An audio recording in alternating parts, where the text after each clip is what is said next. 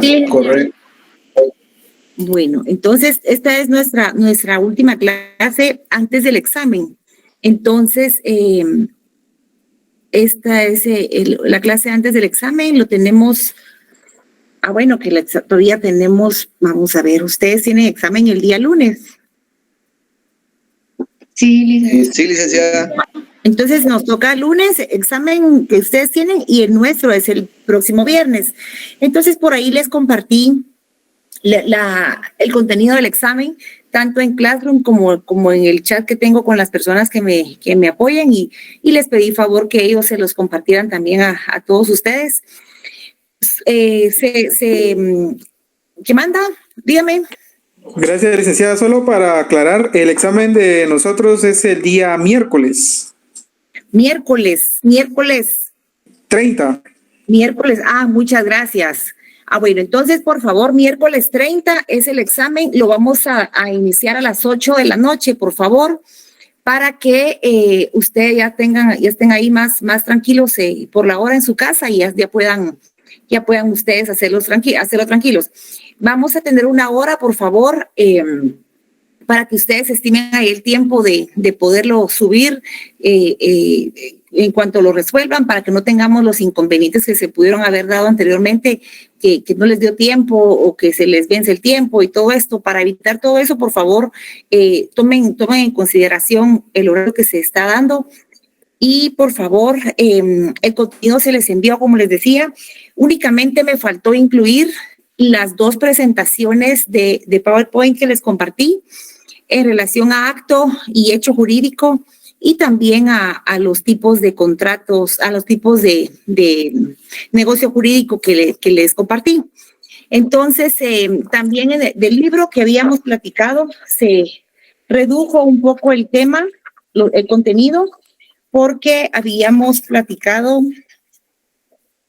de trabajar hasta el capítulo 5, que era la simulación del negocio jurídico, pero únicamente vamos a abarcar hasta el capítulo 4, que es el plazo en el negocio jurídico, por favor. Eso, más los artículos que hemos visto que se relacionan con esto, más las 2 presentaciones que ustedes ya tienen en sus manos. En el orden en el que dejamos todo en la última sesión, nos vamos a platicar de los negocios jurídicos condicionales. Y en estos negocios jurídicos condicionales también luego ya viene el plazo en el negocio jurídico. El código y la doctrina lo tienen uno a continuación del otro, porque las condiciones en el negocio jurídico muchas veces tienen mucha relación con el plazo. Cuando se habla de un negocio jurídico condicional es porque a esa manifestación de voluntad se le está imponiendo una condición en la que va a ser a partir de, o que si se comete tal situación que ha sido la cláusula de obligación, si se comete se pierde el derecho. Vemos entonces que los negocios jurídicos condicionales, por favor, un negocio jurídico puede estar supeditado a una condición o no. Hablar de la condición, hablar del plazo, como ya lo hemos platicado, estos aspectos ya son elementos secundarios en un negocio jurídico. No es como todo lo que le hemos platicado de esto, no es como hablar del 1251, en donde estos elementos sí son esenciales. Una condición, un plazo, son secundarios, son accidentales porque pueden o no imponerlos. Incluso vienen a ser tan abiertos que si dentro de las condiciones que ellos quieren establecer manifiestan condiciones imposibles de cumplir porque están contra la moral o contra la ley, entonces se tienen por no puestas simplemente, y el negocio jurídico pues continúa su función. También hemos platicado de los vicios de la voluntad, o vicios en la declaración de voluntad, vicios del consentimiento. De las 3 formas en que lo encontremos, pues viene a caer a lo mismo. Y hablábamos de que los vicios no invalidan un negocio jurídico. para que estos vicios se surtan su efecto, que si alguien va a ejecutar algún vicio del cual ha sido sufrido en un negocio jurídico, tiene que accionar legalmente reclamando el derecho para que se reivindique su derecho a su derecho anterior. Entonces, mientras estos vicios no se denuncien, mientras estos vicios no se demanden, entonces el negocio jurídico continúa su curso. Puede haber existido una situación en la de que hay una intimidación, una violencia para llevar a cabo un negocio jurídico, pero si la persona que lo ha sufrido no lo reclama, entonces no hay problema.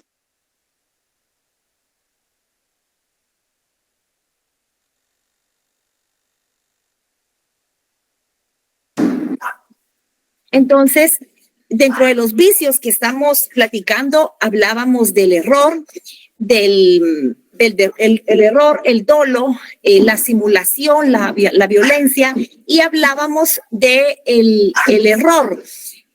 Cuando hablamos del error, señalábamos en el código las 3 clases de error que existen, como vicio del consentimiento, y vemos que existe un error en persona, también existe un error en el objeto y un error en cuenta. Y aquí nos vamos a encontrar cuando nosotros ya estemos ejerciendo al momento de autorizar un negocio jurídico. En este caso, permítanme.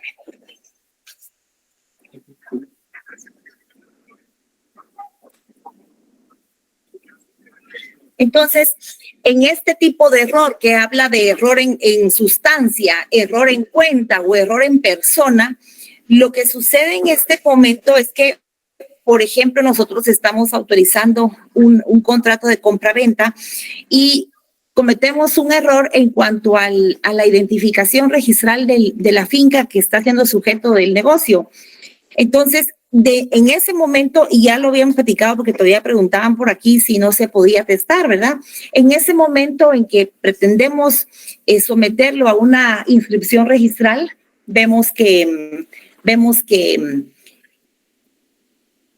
en ese momento nos suspenden la inscripción porque hay un error en la identificación de la persona, en la identificación del objeto o en la identificación de la cuenta. También puede existir en cuanto a la identificación de la cuenta, el error puede caer en un número de cuenta en el que hay que depositar, en una cantidad que hay que depositar que sea distinta a la totalidad. Si dicen que el contrato va a ser de 63,000 quetzales y que van a ser 10 cuotas de determinada cantidad para hacer la totalidad de 63,000 quetzales, pero al hacer la sumatoria de esto no coincide. Esos son los errores en cuenta que pueden dar, o que bien se pretenda establecer un pago, una cantidad en la que se establezca que al tipo de cambio, que el pago sea en dólares, y después se haga una situación distinta. Entonces, esos errores en cuenta pues son subsanables. Y vamos nosotros a tener que enmendar esos errores, ya sea que pueden ser errores de fondo, pueden ser errores de forma, y nosotros tenemos que subsanarlos para que el negocio continúe su causa. Ahora bien, en los negocios jurídicos condicionales, hablamos desde el artículo 1269 y hablábamos de una condición suspensiva y una condición resolutoria. Por favor, la condición suspensiva produce la adquisición de los derechos hasta que se tienen. Y la resolutoria, pues, es la pérdida de los derechos por el incumplimiento de la condición, ¿verdad? Entonces, vemos también que hay una libertad de manifestar la voluntad desde el artículo 5 de la Constitución. Hay una libertad de actuar, pero hay prohibiciones expresas que van a imposibilitar el cumplimiento de una de esas condiciones. Por ejemplo, hablamos en este 1269, en los negocios jurídicos condicionales, la adquisición de los derechos, así como la resolución o pérdida de los ya adquiridos, dependen del acontecimiento que constituye la condición. Esto, por ejemplo, sucede que se le va a otorgar un un beneficio, se hace un contrato de donación, pero el donante manifiesta. Quien impone la condición pueden ser ellos dos, pero mayormente la condición la va a establecer el sujeto activo. En este caso, el donante va a manifestar su voluntad de donar un bien inmueble, pero sujeta al donatario a una condición, a que este donatario tiene que hacer tal situación, el bien es para él, el bien va a ser donado para él, pero con la condición de que primero cumpla con tal acción. Entonces, el donatario sabe que tiene el derecho, sabe que va a poseerlo, pero depende de él, del cumplimiento del donatario para que esta condición se cumpla y tenga el derecho adquirido. Él lo tiene, pero lo tiene en suspenso, lo tiene suspendido hasta que él no cumpla. Ahora bien, en la resolutoria, este donatario tiene el beneficio, pero con la condición de que no haga tal situación. Si la hace, se le suspende, se le resuelve el derecho que tiene. Esa es la diferencia entre una condición suspensiva y resolutoria. Pero también hay un artículo que establece que si se puede estipular cualesquiera condiciones que no sean contrarias a la ley o a la moral. No vician el contrato y se tienen por no puestas las condiciones imposibles y las contrarias a las leyes y las buenas costumbres. Nosotros vamos a ser quienes vamos a determinar si esas condiciones pueden llevarse a cabo o no. Para que exista una condición, ya sea suspensiva o resolutoria, debe de ser expreso, por favor. Ya hablábamos de la manifestación de voluntad que es expresa, que es tácita o de presunción de la ley. Pero las condiciones, si algo sí se establecen las condiciones, es que estas deben de estar expresamente establecidas, por favor. Ya sea la suspensiva o la resolutoria, deben de estar establecidas. En el artículo 1271, si gustan, pueden colocarle y como epígrafe, limitaciones a la autonomía de la voluntad, que esta establece que se puede estipular cualquier condición que no sea contraria a la ley y a las buenas costumbres. Es nulo el negocio contraído bajo la condición cuyo cumplimiento depende en lo absoluto de la voluntad de la parte obligada. Es nulo el negocio contraído bajo la condición cuyo cumplimiento depende en lo absoluto de la voluntad de la parte obligada, ¿verdad? Entonces, vamos a determinar, no se le puede exigir el cumplimiento de esta obligación si la condición no es posible de cumplir. Sin embargo, hay un artículo que establece que el negocio jurídico sujeto a la condición de que se verifique un acontecimiento dentro de un término caduca si pasa el término sin realizarse la condición o antes si hay certidumbre de que no puede ejecutarse. En el artículo 1275 establece que el acreedor puede, antes del cumplimiento de la condición, ejercitar las acciones conducentes a la conservación de su derecho. ¿Cómo podríamos entender esto? Si dice que el acreedor puede, antes del cumplimiento de la condición, ejercer acciones conducentes a la conservación de su derecho.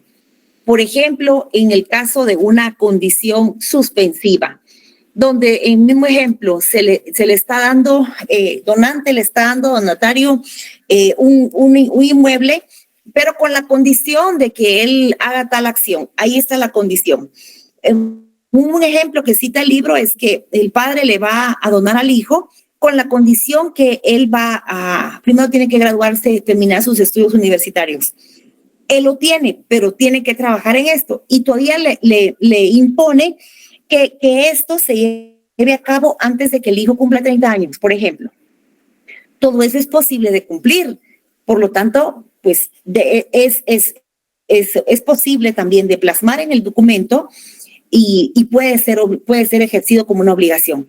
El hijo en este caso tendrá que saber que su condición es que tiene que graduarse antes de los 30 años para recibir el bien.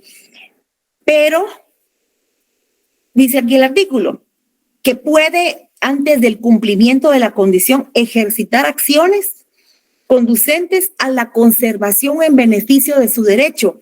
Bueno, el hijo puede efectuar pagos de mantenimiento al inmueble, puede hacer pagos del IUCI, por ejemplo, puede estar pendiente del resguardo del bien que le estén dando en este concepto, mientras se cumple la condición. Si no cumple la condición establecida y aún así él ha hecho mejoras al bien ofrecido en donación, pero él no lo cumple, no tiene tampoco derecho para reclamar lo que se ha invertido. Eso es bien claro. El cumplimiento de la condición es indivisible, aunque consiste en una prestación divisible. Ahora sí vemos en el plazo vamos a hablar que es un acontecimiento futuro y cierto. En la condición es una situación que obliga, pero tiene un futuro incierto, porque no se sabe si se va a cumplir. No se sabe si la parte a la que se están obligando cumpla con la condición para que lo deje de tener suspenso, o bien si va a cometer el acto que se le está prohibiendo para que él pueda vivir con ese o continuar con ese derecho. Es una situación incierta, porque él puede decir, sí, yo voy a trabajar en esto, voy a graduarme de los 30 años, voy a hacer todo lo que me están condicionando para tener el bien, por ejemplo. Pero suceden algunas acciones en que pues ya no le da tiempo, ya consigue un trabajo que le limita la posibilidad de estudiar o ya no quiere hacerlo. Entonces, es algo incierto. Ahora el plazo es un acontecimiento futuro y cierto. ¿Qué podemos citar como una de las diferencias entre el negocio jurídico condicional y el plazo? Que la condición es futura e incierta y el plazo es futuro, pero cierto, por favor.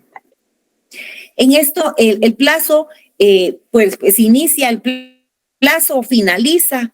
Vamos a saber de que el plazo, tanto el plazo como la condición, es una situación secundaria, accidental. Pero imaginémonos que sí está. Y también el plazo, en este capítulo del plazo, viene a darnos a conocer la protección que tiene el acreedor cuando no se ha establecido plazo y esto le es perjudicial. Por ejemplo, también establece que el plazo no se puede exigir el cumplimiento de una obligación antes del plazo convenido.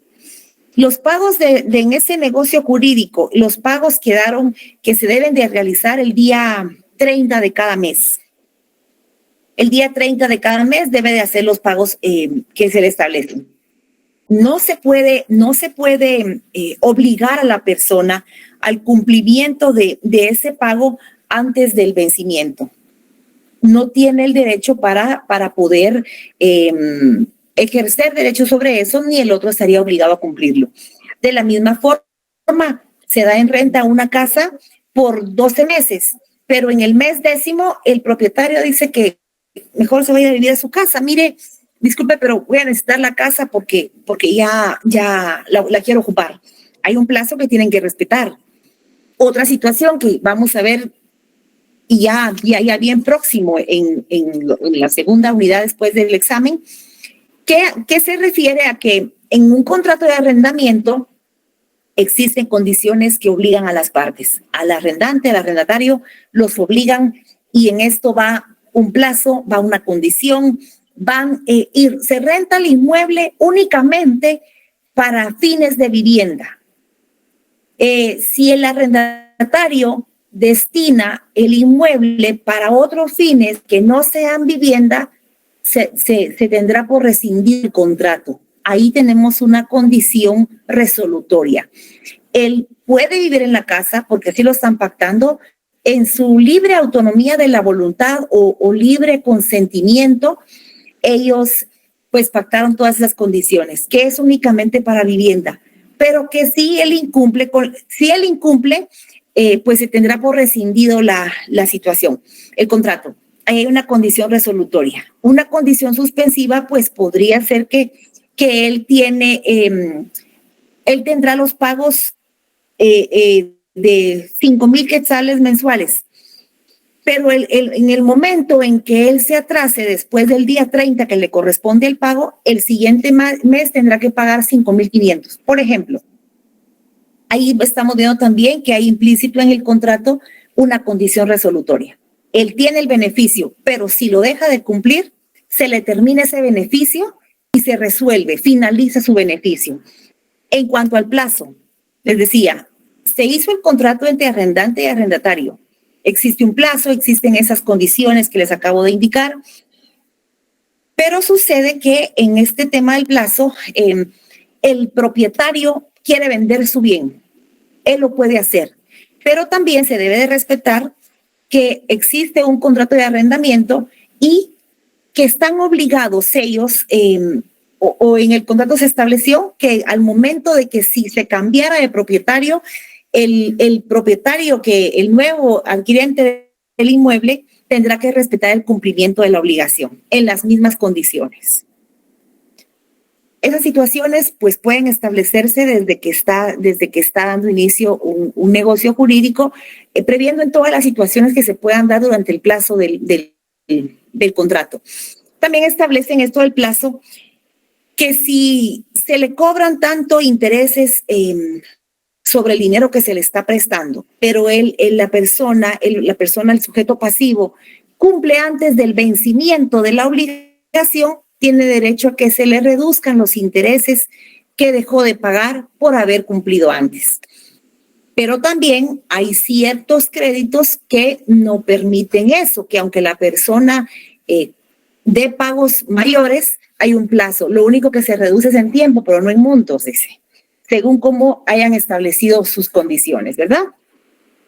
Dice también el plazo solamente fija el día o fecha de la ejecución o extinción del acto o del negocio jurídico. No puede exigirse el cumplimiento de la prestación antes del vencimiento del plazo, pero si el que pagó ignoraba la existencia de ese plazo cuando hizo el pago, tendrá derecho a reclamar del acreedor los intereses o los frutos que éste hubiere percibido por el anticipo. Ahora bien, ¿qué sucede si existe este acuerdo de voluntades en este negocio jurídico? Pues ellos están cumpliendo con sus elementos primarios o esenciales o elementales, cumplen con esto en su libertad de manifestar su autonomía de la voluntad. Ellos establecen de tal forma que se le va a prestar estos 200,000 quetzales a la persona, pero no le colocan plazo. No se sabe, solamente se hace el préstamo, uno pues manifiesta su consentimiento y su intención de prestar ese dinero y el otro pues se compromete en que lo va a pagar. No se estableció plazo, pero pasa el tiempo y el sujeto activo, ejerciendo su derecho, cobra y cobra y cobra y no se le paga, entonces no existe un plazo. Para el sujeto pasivo podría él decir, no hay un plazo, no puede decir que estoy incumpliendo porque no se estableció plazo. Entonces lo que se hace en este caso es que el sujeto activo debe de someterlo a consideración de un juez y el juez es el que establece el plazo que no se estableció en su momento.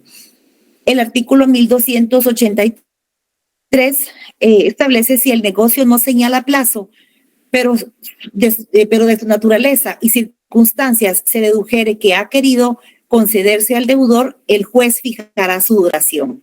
El plazo se presume convenido en favor del deudor a menos que resulte del tenor del instrumento o de otras circunstancias que ha sido fijado en favor del acreedor o de las dos partes, ¿verdad? Entonces, si me hacen favor, ahorita vamos a su libro porque hay algunas cuestiones que vamos a señalar en el libro que se consideran importantes para cuando ustedes estén estudiando y hagan la comparación de la doctrina con su código. Permítame. Bueno, en las clases de condición, si tenemos las clases de condición está en el capítulo 3, que habla de negocios jurídicos condicionales.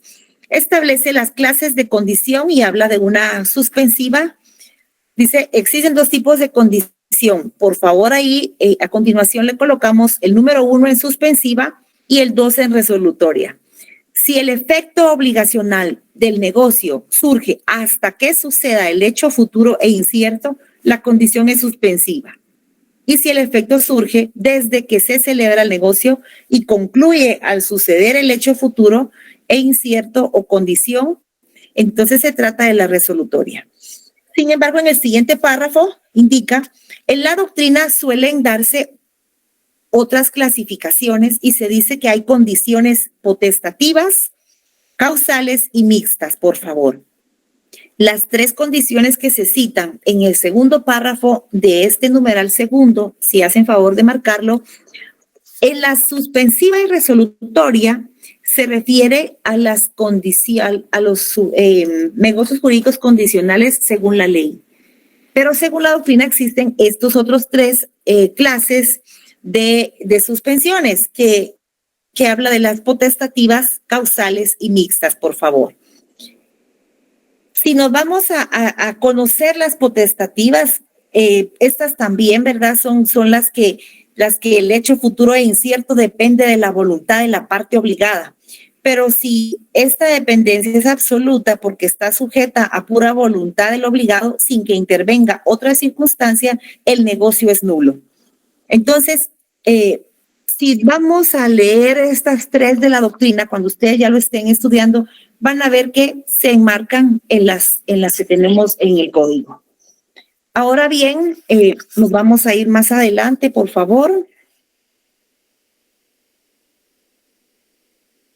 Nos vamos porque aquí encontramos otra clasificación, siempre en las clases de condición, por favor, donde obliga, si hablamos de las condiciones, hablamos de las condiciones que si tiene la condición es contraria a la naturaleza, contraria a la ley, se tendrá por no puesta. Pero estas tienen su denominación. Según la doctrina, estas situaciones que son contrarias a la ley o a las buenas costumbres se conocen como condiciones imposibles. Por favor, vamos a su código y me hacen favor, en donde marcamos el 1271, también le colocamos condiciones imposibles, por favor.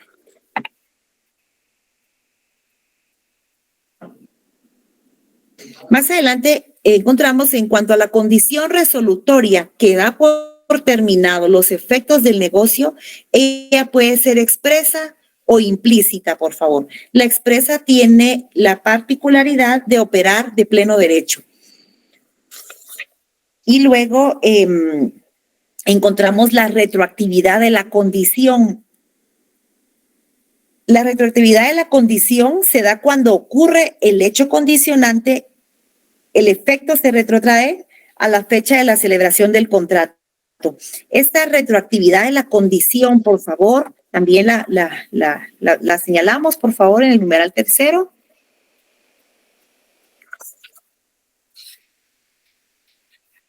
Por favor. Y en cuanto al plazo del negocio jurídico, existe también la certidumbre e incertidumbre del plazo.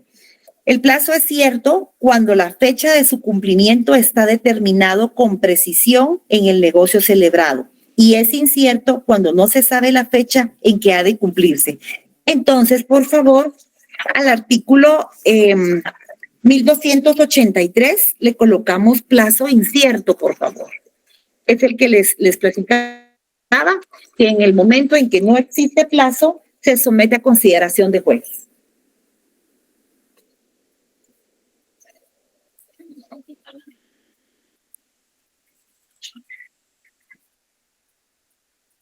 Solo denme un momentito, voy a revisar cómo estamos con el tema de la asistencia, por favor.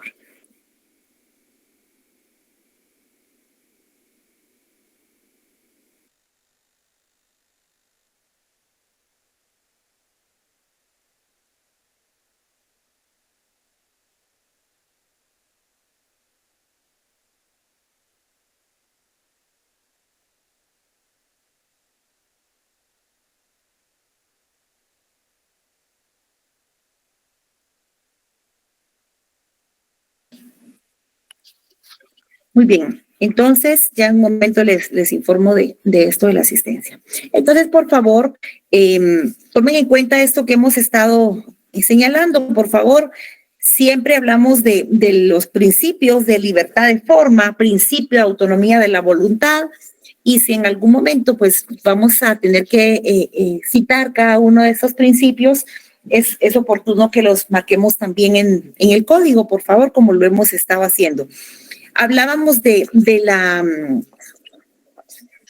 simulación. Bueno, otro término que no podemos dejar por alto es que cuando hablábamos de la libertad de forma, del principio de libertad de forma, en el artículo 1256, tiene mucha relación con los vicios en el consentimiento o en la manifestación de la voluntad, porque sí existe una libertad de forma, pero ese artículo nos dice que cuando no exista una forma específica para autorizar un negocio jurídico, las partes pueden someterlo a discreción de ellos. Los contratos pueden ser autorizados de forma verbal, escrita, por teléfono, por correo, pero también sabemos que hay situaciones que les obliga a celebrarlo de determinada forma. ¿Verdad? A mí me hablas de Dios. Entonces, la autorización de los contratos en el principio de libertad de forma, esta autorización de la libertad de forma, si este contrato está autorizado en un documento privado cuando su forma era solemne, esto es producto de nulidad del contrato, ¿verdad? Hay situaciones que lo hacen nulo. También otra situación es que hay un artículo que nos establece que otros aspectos de nulidad puede ser nulidad absoluta y nulidad relativa. También existe, eso ya es un poquito más allá, eso no nos entra ahorita en el contenido, pero solo se los comento. Hay cuestiones que vienen a ser nulas y que eso, pues nosotros somos los conocedores de esto, porque recuérdense que ellos solo llegan con su autonomía de la voluntad, manifestando de qué forma se quieren hacer las situaciones, pero existen situaciones que nosotros tenemos que conocer. Por ejemplo, hay una prohibición que establece que el marido no le puede vender a la mujer, ni es el artículo 1270 que se da que ellos no pueden, no es el 1270, permítanme. Nos vamos a la parte de la compraventa, por favor, donde establece la prohibición que existe que haya compraventa entre marido y mujer. Y eso produce una nulidad, una plena nulidad en un contrato. Puede darse otra denominación al contrato. La ley establece la prohibición de vender, pero sí puede donarle.